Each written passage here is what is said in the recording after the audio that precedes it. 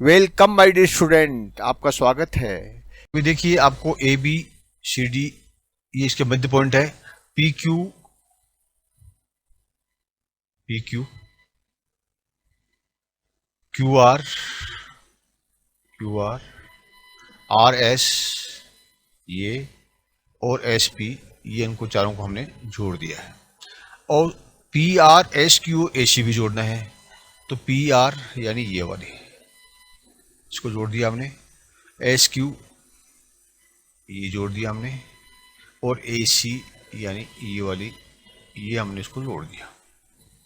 अब ये देखिए एक ट्राइंगल है ए बी सी, यानी ये ए बी और सी। तो ये ट्राइंगल क्या है, ये यहां से लेकर के और यूं खींच करके ये आपका एक ट्राइंगल आया ए बी सी। ठीक है, इस ए बी सी में पी और क्यू मिड पॉइंट्स है। ये पी मिड पॉइंट्स है ए बी का और क्यू है आपका बी सी का।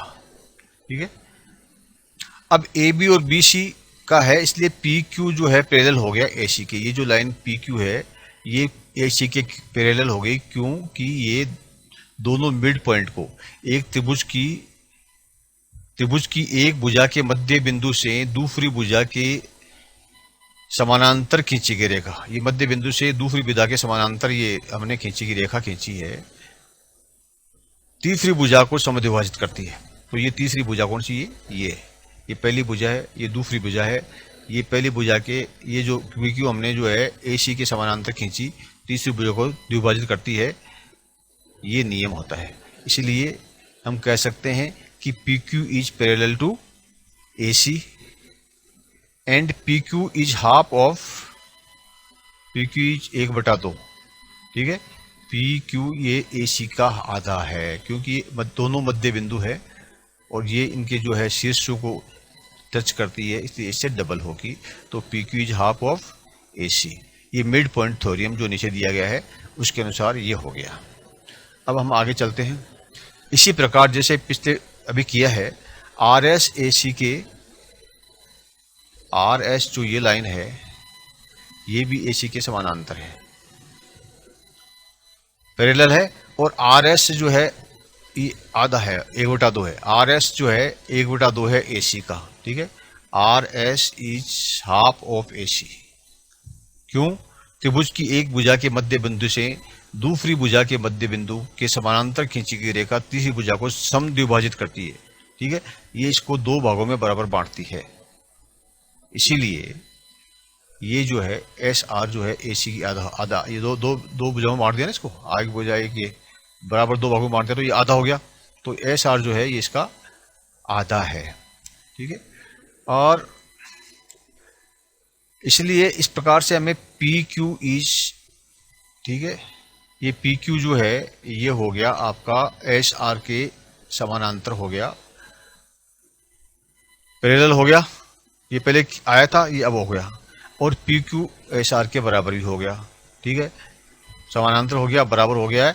और क्योंकि ये आमने सामने की भुजाएं जो है ये समान हैं, इसीलिए पी क्यू आर एस जो है ये एक पी क्यू आर एस ये एक पैरेललोग्राम है, एक समचतुर्भुज है। यहां तक तो हम पहुंच गए। अब हमको पूछना है कि diagonals of a parallelogram bisect each other. ये जो चतुर्भुज है इसका एक डायगोनल विकर्ण ये हुआ और एक विकर्ण ये हो गया, और ये दोनों आपस के अंदर बाइसेक्ट करते हैं। पी आर और एस क्यू जो है ये बाइसेक्ट करते हैं एक दूसरे को। इसीलिए the line segment joining the mid point of opposite sides of a quadrilateral bisect. इसीलिए हम कह सकते हैं कि जो मिड पॉइंट से भुजाएं, the line segment joining the mid points of opposite sides, यानी ये मिड पॉइंट इसका है और ये इस मिड पॉइंट इसका है, इसको जोड़ने वाली जो लाइन है ये लाइन सेगमेंट है, ये एक दूसरे को बाइसेक्ट करती है, यानी ये इसको दो भागों में भक्त करती है। इसलिए हम कह सकते हैं कि ये जो लाइन है ये इन दोनों को बाइसेक्ट करती है, इसका इन दोनों को बाइसेक्ट करती है। और ये लाइन जो है, ठीक है, ये इसको इस पूरी लाइन को दो भागों में बांटती है। ए डी को बाइसेक्ट करके ये ए एस और एस टी बना देती है। आशा है आपको समझ में आ गया होगा। इस प्रश्न का उत्तर कैसे लिखना है, इसके लिए आप ये दिया हुआ है, इसको पोज कर लीजिए या स्क्रीनशॉट ले लीजिए और उसके बाद में तसल्ली से पढ़ लीजिए। अगर आपको हिंदी में उत्तर लिखना है तो आप इसको पढ़ लीजिए और समझ लीजिए। अगर फिर भी आपको किसी प्रकार की शंका हो, कोई डाउट हो, तो कमेंट बॉक्स में लिखिए, हम आपकी सभी शंकाओं का समाधान करेंगे। We will solve all your problem, clear all your doubts. Thank you, my dear student. Please like and subscribe